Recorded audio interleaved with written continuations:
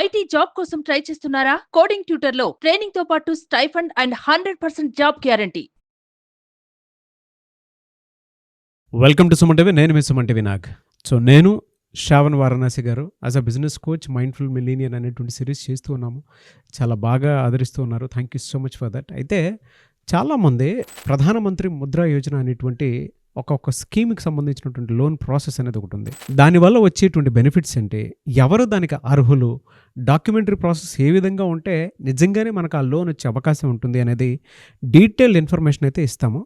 So వీడియోని మాత్రం పూర్తిగా చూడండి ఎండ్ వరకు. Hello sir. హలో నాగరాజ్ గారు. శ్రావణ్ గారు, ప్రధానమంత్రి ముద్రా యోజన, దీనికి సంబంధించినటువంటి వాటిలో బెనిఫిట్స్ ఎక్కువ ఉన్నాయి, బట్ చాలా తక్కువ మందికే తెలుసు. సో అందుకే అడుగుతున్నాను, ప్రాసెస్ అసలు ఏ విధంగా ఉంటుంది, ఎవరు అర్హులు? సార్, చాలా మంచి క్వశ్చన్ అండ్ చాలా యూజ్ఫుల్ క్వశ్చన్ ఇది. అయితే దీని గురించి కొంత తెలుసుకుందాం. అసలు ఎక్కడ స్టార్ట్ అయింది, ఎప్పుడు స్టార్ట్ అయింది అంతే. సో ఫస్ట్ ఏంటంటే ప్రధానమంత్రి ముద్రా యోజన. దీంట్లో ముద్ర అంటే ఏంటో తెలుసుకుందాం. సో ముద్ర అంటే micro units development and refinance agency. So ఈ ముద్ర అనేది క్లియర్గా తెలుసుకోవాలి మనం. ఇది ఎవరు స్టార్ట్ చేశారు? మన ప్రధానమంత్రి అయిన నరేంద్ర మోదీ గారు 8 ఏప్రిల్ 2015లో స్టార్ట్ చేశారు. దీని ఉద్దేశం ఏంటి, అసలు ఎందుకు స్టార్ట్ చేశారంటే, ఎవరైతే స్మాల్ బిజినెస్లు స్టార్ట్ చేయాలి, వ్యాపారవేత్తలుగా తీర్చిదిద్దడం కోసం ఇది స్టార్ట్ చేశారు. అంటే నేను క్యాబ్ నడుపుకుంటా, నేను ఒక ఆటో నడుపుకుంటాను, ఒక చిన్న హోటల్ నడుపుకుంటాను, ఇలాంటి వాళ్ళకి ఒక ప్రాజెక్ట్ రిపోర్ట్తో వెళ్ళాలి.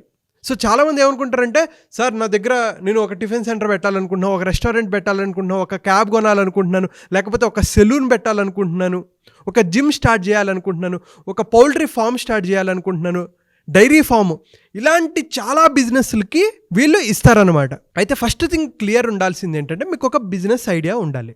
మీకు బిజినెస్ ఐడియా ఉందా? దాంతోపాటు ప్రాజెక్ట్ రిపోర్ట్ తీసుకెళ్ళాలి. అంటే ఏంటి, ఫర్ సపోజ్ నేను ఒక ఆర్గానిక్ స్టోర్ ఓపెన్ చేయాలనుకుంటున్నాను. సో ఆర్గానిక్ స్టోర్ ఓపెన్ చేయాలంటే ఎటువంటి ఖర్చులు ఉంటాయి, ఎటువంటి ఎక్స్పెన్సెస్ ఉంటాయి, దేనికి ఎంత ఖర్చు అవుతుంది అనేది క్లియర్గా డీటెయిల్డ్గా ఇవ్వాలన్నమాట. అంటే ఫర్ సపోజ్ ఆఫీస్ రెంట్ ఎంత ఉంటుంది, అక్కడ తర్వాత ఈ ఐటమ్స్ కొనాలంటే ఎంత అనేది డీటెయిల్డ్గా బ్రేక్ డౌన్ చేసి ఎప్పుడైతే బ్యాంక్కి వెళ్ళి ఈ ప్రాజెక్ట్ రిపోర్ట్ చూపిస్తామో అప్పుడు వాళ్ళు ఇస్తారు. అంతే తప్ప బ్యాంక్ దగ్గరికి వెళ్ళి, సార్ నేను బిజినెస్ స్టార్ట్ చేస్తున్నాను, నాకు డబ్బులు కావాలి, లోన్ కావాలంటే వెళ్ళరా బాబు అంటారనమాట. అందుకే కొంతమంది నిజంగానే మీరు టైమ్లీ పాయింట్లో చెప్పారు కాబట్టి చెప్తున్నాను. Blame game. మీరు చెప్పారు వాళ్ళు ఇచ్చేస్తారా అంటే, ప్రాజెక్ట్ రిపోర్ట్ లేకుండా ఎవరిస్తారు? కొంతమంది ప్రొఫెషనల్గా సీఏని పెట్టుకుని మరీ ప్రాజెక్ట్ రిపోర్ట్ తీసుకుని వెళ్తారు. ఎందుకు అని అంటే, ఎంత ఎక్స్పెన్స్ వస్తుంది, దాంతోపాటు ప్రాజెక్ట్ దేనికి సంబంధించింది, ఆ ఖర్చులేంటి. కొంతమంది అయితే ఎలక్ట్రిసిటీ బిల్తో సహా ఇంత వచ్చే అవకాశం ఉంటుందని చెప్పేసి తీసుకుని వెళ్తారు. అంటే డీటెయిలింగ్ అంత ఇదిగా ఉంటుంది. ఎంతమంది ఎంప్లాయీస్, ఎంతమంది సిస్టమ్స్ అవసరం అవుతాయి, అండ్ దాంతోపాటు ఆఫీస్ బాయ్లు ఎంతమంది ఉంటారు, టెక్నికల్ టీం ఎంతమంది ఉంటుంది, వీటికి సంబంధించిన ప్యూర్ డేటా ఉంటే వాళ్ళు వెంటనే యాక్సెప్ట్ చేయడానికి రెడీగా ఉంటారు. కొంతమందిలో మనం చూస్తూ ఉంటాము బ్లేమ్ గేమ్. మీరు చెప్పినంత మాత్రం ఇచ్చేస్తారంటే ఎందుకు ఇస్తారు? ఊరికే ఏది ఎవరు అసలు మీరు పొరపాటును కూడా మేము ఇన్ఫర్మేషన్ ఇస్తాం, లేదు మన వీడియోస్ కింద నేను చాలా మందిని నేను చూసాను, దాన్ని బట్టి చెప్తున్నాను. మీ దగ్గర డేటా లేకుండా, ఒక స్ట్రక్చరల్ డేటా లేకుండా, మీ దగ్గర పక్కన ఒక ప్రొఫెషనల్, ఇప్పుడు శ్రావణ్ వారణాసి గారే ఉన్నారు, అటువంటి వాళ్ళు పక్కన పెట్టుకొని, సార్ నేను ఇలా చేద్దాం అనుకుంటున్నాను, దానికి సంబంధించినటువంటి ఇన్ఫర్మేషన్ మీరు ఇచ్చారు, బాగుంది, బట్ ఏ విధంగా వెళ్తే నాకు లోన్ ప్రాసెస్ వస్తుంది, ఎలా అప్రోచ్ అవ్వాలి అని అంటే ఒక ప్రొఫెషనల్ పక్కన పెట్టుకొని మీరు చేయించుకుంటే తెలుస్తుంది. అంతే తప్ప మా దగ్గర డాక్యుమెంట్స్ ఉన్నాయి, మేము అన్ని ప్రూఫ్లు తీసుకుని వెళ్ళాము, అయినా సరే మాకు లోన్ ఇవ్వలేదంటే బ్యాంక్ ఊరికే డబ్బులు ఎందుకు ఇస్తుంది? మన ఇంట్లో చుట్టుపక్కల మన చుట్టాలను, బాబు నాకు కొంచెం హెల్ప్ కావాలి ఇవ్వరా అంటేనే ఎవరు ఇవ్వరు. అలాంటిది బ్యాంక్ ఇలాంటి స్కీమ్ ఇచ్చి దానికి సంబంధించినటువంటి వాటిలో మీరు ప్రాపర్ పక్కా డాక్యుమెంట్తో సహా వస్తే హెల్ప్ చేస్తామంటే డెఫినెట్గా హెల్ప్ చేస్తుంది. బట్ దానికి బ్యాంక్ మిమ్మల్ని నమ్మాలంటే కొన్ని ప్రూఫ్లు కావాలి కదా. సో ఇనీషియల్గా అండి 50,000 నుంచి 10 లక్షల వరకు వీళ్ళు ఇస్తామన్నారనమాట. దాన్ని 3 కేటగిరీస్ ఇస్తారు, అది కాసేపట్లో చెప్తాను.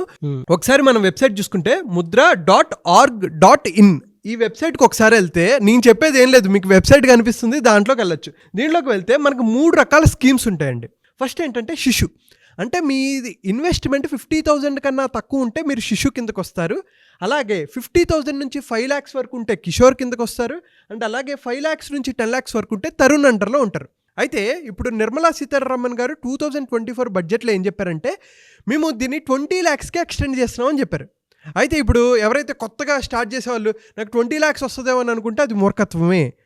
క్లియర్ ఏంటంటే, ఎవరైతే తరుణ్ కింద ఉండి 5 lakhs to 10 lakhs మీరు ఒక 7 lakhs తీసుకున్నారు, దాన్ని కరెక్ట్గా రీపేమెంట్ చేశారనుకోండి, వాళ్ళు మాత్రమే 20 lakhsకి ఎలిజిబుల్ తప్ప ఎవరైతే కొత్తగా స్టార్ట్ చేసి నేను 20 lakhs 18 lakhs ఇవ్వండి అని చెప్పంటే బ్యాంక్ వాళ్ళు నడ్డి మీద దంతారు. ఓకే, ఎందుకు చెప్తున్నానంటే ఇంకొకటి ప్రాబ్లం ఏంటంటే ఈ స్కీమ్స్ని ఎటువంటి విధంగా ఉపయోగించుకుంటున్నారంటే, సార్ నాకు అప్పు ఉంది, నేను బ్యాంక్ దగ్గరికి వెళ్ళి లోన్ తీసుకొని నా అప్పు తీర్చచ్చా అంటారు.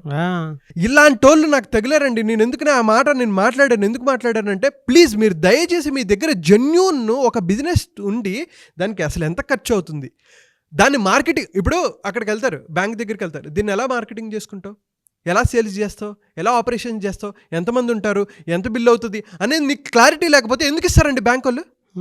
మీకు ఎంత అవగాహన ఉంది అనేది వాళ్ళు అర్థం చేసుకుంటారు. అందుకని ఇప్పుడు ఫేక్ అయిపోయాయి కాబట్టి గవర్నమెంట్ ఏం చేసిందో తెలుసా, దీన్ని డిజిటల్ కేవైసీ చేసింది.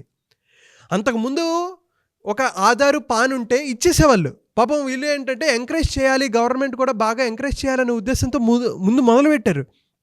దీన్ని ఎంత మిస్యూటిలైజ్ చేసుకున్నారో అంటే అన్నెసెసరీగా వేరే అప్పులు తీసుకోవడానికి, వేరే వాళ్ళ అప్పులు తీర్చుకోవడానికి వీటికి ఉపయోగించుకున్నారు. ఇంకోటి చెప్పనా, మన దగ్గరకు వచ్చిన క్లయింట్స్ కూడా కొంతమంది ఏమన్నారంటే, సార్ నేను ఒక 7 లక్షలు తీసుకున్నాను సార్, ఇప్పుడు రీపేమెంట్ చేయలేకపోతున్నాను, ఏం చేయాలంటారు. నువ్వేం చేసావు డబ్బులు మన దగ్గర, నువ్వు మోసం చేసి మా దగ్గరికి రావద్దు. నీ దగ్గర జెన్యూన్గా ప్రోడక్ట్ ఉంటే దాన్ని ఎలా స్కేలప్ చేసుకోవాలి, ఎలా మార్కెట్లోకి తీసుకెళ్ళాలి, ఎలా లోన్ తెప్పించుకోవాలో నీకు ప్రాపర్గా ఉండాలి తప్ప డబ్బులు తీసుకోవడం వేరే దానికి తీసుకుంటారు. అప్పులు తీర్చుకోవడానికో లేకపోతే పనికిమాలిన వాటికి తీర్చుకుంటారు, కొంతమంది తీసుకుంటారు.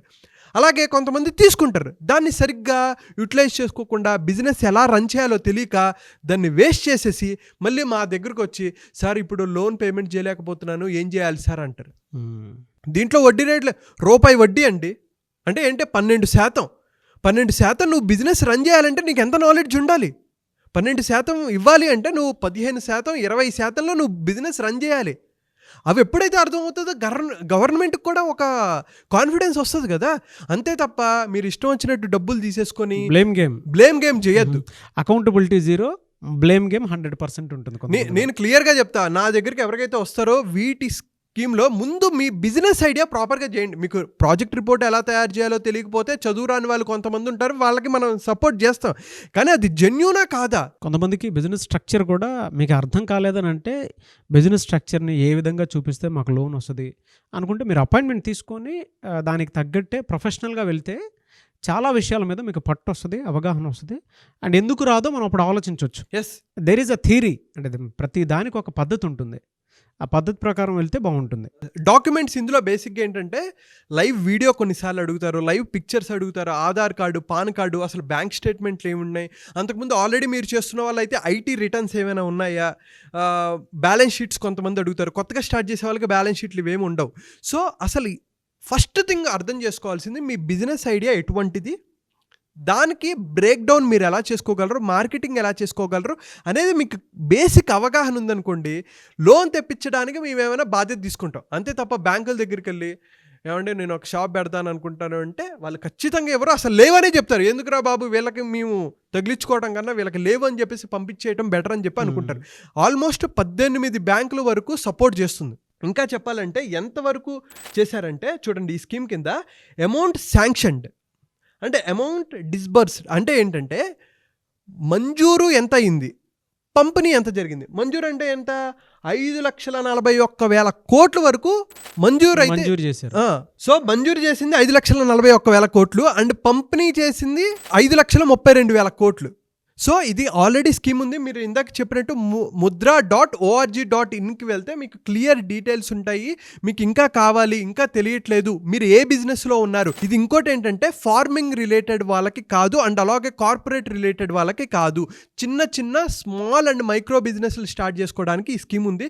సో దయచేసి మీకు అటువంటి ఐడియా ఉంది, ఎలా అవ్వాలో అర్థం కాకపోతే అపాయింట్మెంట్ తీసుకోండి. అపాయింట్మెంట్ ఫ్రీగా ఉండదు, క్లియర్గా చెప్తున్నా.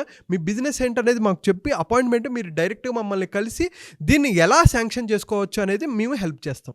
This is clear sir. లేదండి, అంటే ఎటువంటి విషయాల్లో చాలా క్లియర్గానే ఉండాలి. ఎందుకు అని అంటే అర్థం కాకుండానే కొంతమంది ఏం చేస్తూ ఉంటారంటే బ్యాంక్స్ మీద వీడియో చూసిన తర్వాత ఆ కాంటెంట్ మీద బ్లేమ్ చేసేస్తారు. నన్ను కూడా బ్లేమ్ చేస్తారు, కింద కామెంట్లో ఏదో ఒకటి తిడతారు, అరే శ్రవణ్ నువ్వు ఎలా చెప్పావు కదరా అని అంటారు. అక్కడ బ్యాంక్ వెళ్తారు, క్లియర్ ఐడియా ఉండదు, నన్ను తిడతారు, అరే శ్రవణ్గా నువ్వు చెప్పావు కదా అని చెప్పి మళ్ళీ కొన్ని రోజుల తర్వాత నన్నే కామెంట్లో వేసుకుంటారు.